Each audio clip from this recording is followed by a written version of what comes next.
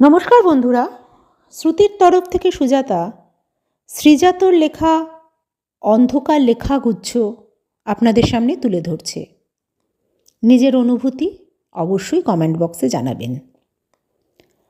আব্দুল করিম খাঁর ধর্ম ছিল গান, আইনস্টাইনের ধর্ম দিগন্ত পেরোনো, কবিরের ধর্ম ছিল সত্যের বয়ান, বাতাসের ধর্ম শুধু না থামা কখনো, ভ্যান গর্গের ধর্ম ছিল উন্মাদনা আঁকা, গার্সিয়া লোরকার ধর্ম ছিল কবিতার জিত, লেনিনের ধর্ম ছিল নতুন পতাকা, আগুনের ধর্ম আজও ভস্যের চরিত।